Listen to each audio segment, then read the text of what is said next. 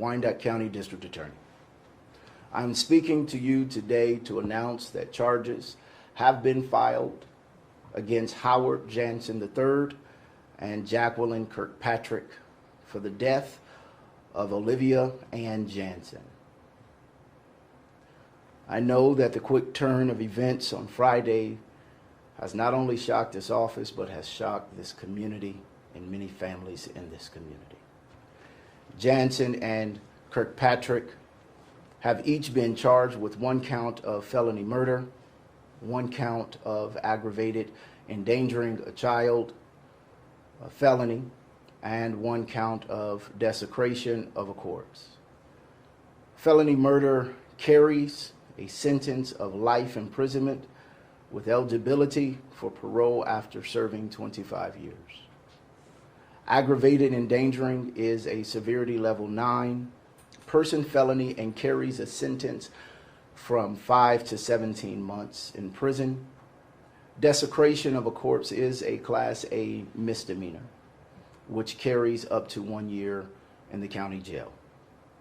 Both remain in the custody of the Wyandotte County Jail under the control of the Wyandotte County Sheriff with a bond of $500,000 cash or surety. As always, both individuals are to be presumed innocent unless or until proven guilty in court. Our law enforcement has worked tirelessly over the weekend to gain sufficient evidence and information to facilitate these charges. And I want to take the opportunity to thank them for their diligent and hard work and their commitment to our citizens and specifically toward this case. Along with the Kansas City, Kansas Police Department, the Federal Bureau of Investigation, as well as the Kansas Bureau of Investigation, all collaborated on this case. I need to emphasize that this investigation is still ongoing, and as such, the information I can provide is, of course, limited.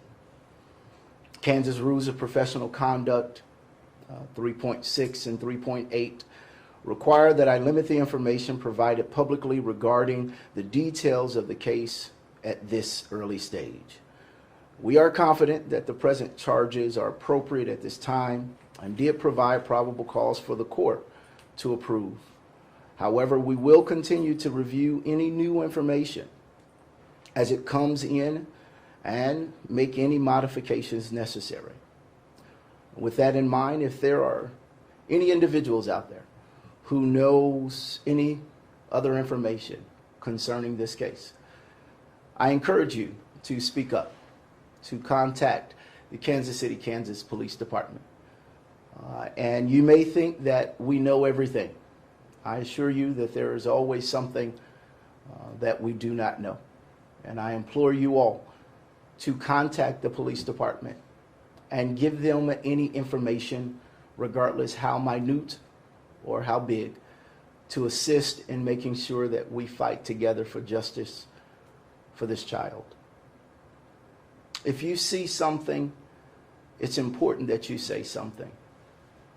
Our children are the most important parts of our now and our future. And it is our entire community responsibility to protect them and to care for them. If you know of a child being abused, if you hear of a child being abused, regardless if you are a mandatory reporter or not, I ask you to make the call to try to help some child so that we, I hope, will not have to come to this place again in such a horrible situation. That's all that I have at this time. I will take your questions if you have any. Can you talk about what led to these charges and who or what was critical in making sure you had that probable cause to do so? I will tell you, of course, it's still early on. I think the number one thing is the investigators, the detectives, the KBI and FBI who came together very quickly, speaking to the right individuals as soon as possible. They did an outstanding job getting the information that we needed. So to the point that the court believes that there was probable cause to move forward. Community speaking out has also been a major part.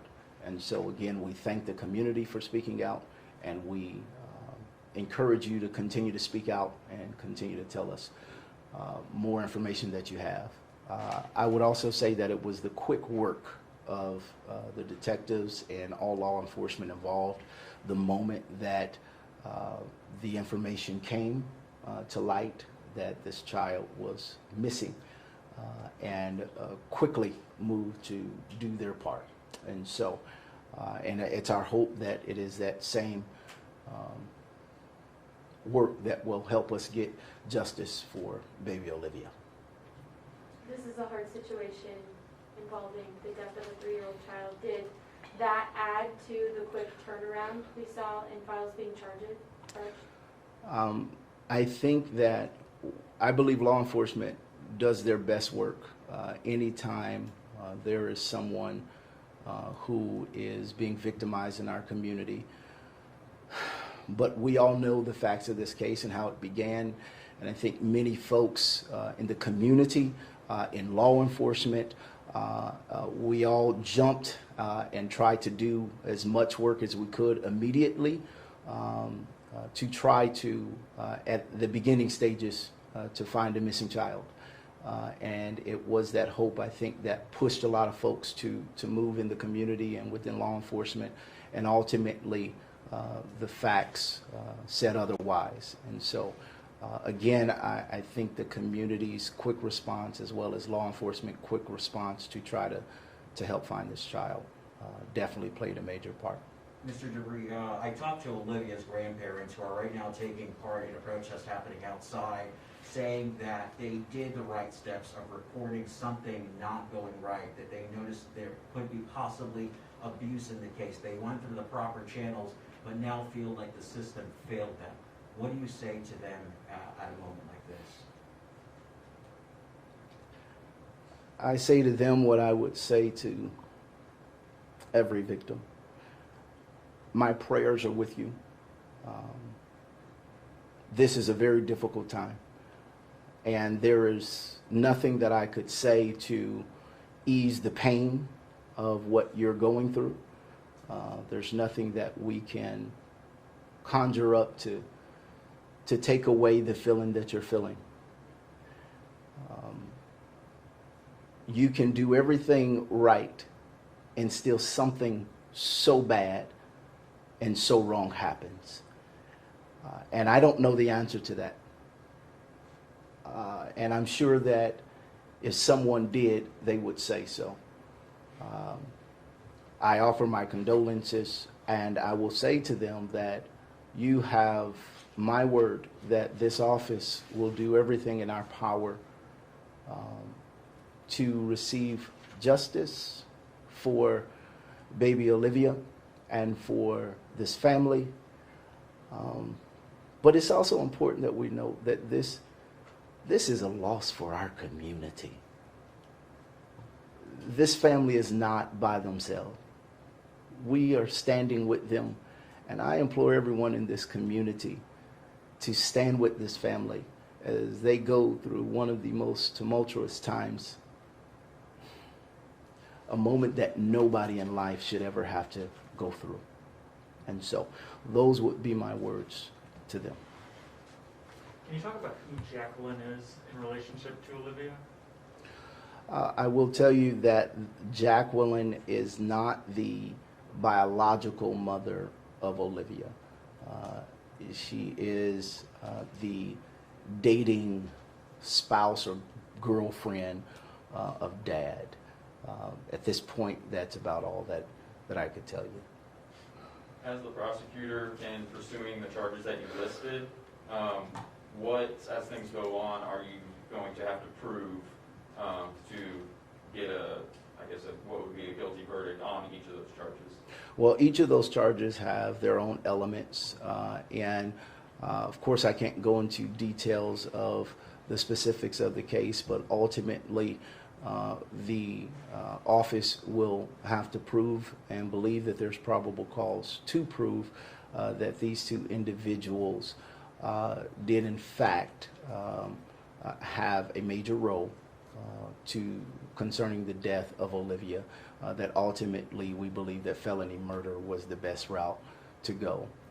I will tell you that the investigation is ongoing to determine exactly what part each played in that, and that those are ongoing investigations at this point. Do you expect any other charges to be filed against anyone else? At this point, I'm not sure, as again, it's an ongoing investigation and it's still early on. We will not put that aside. If the evidence and the facts show that others were involved, at this point we do not have any evidence that shows that. But along those lines, if there's any evidence that show that there are additional charges, even specifically for these two individuals, then that will happen down the road. They're charged with desecration. Does that mean that they allegedly did more to the victim than just abandon her body? No, it is just the charge itself, and I think it suffice to say the mishandling of a corpse. And that's ultimately what that means. And we know the facts of this case, and the elements that we're going to be looking at concerning that is whether or not they had the approval to move the corpse, and then those things will come out in the evidence. Folks, I appreciate your time. I appreciate you for letting our community know. And again, if you know something, please say something, make the call, and it's our hope that we can save our children. Be blessed.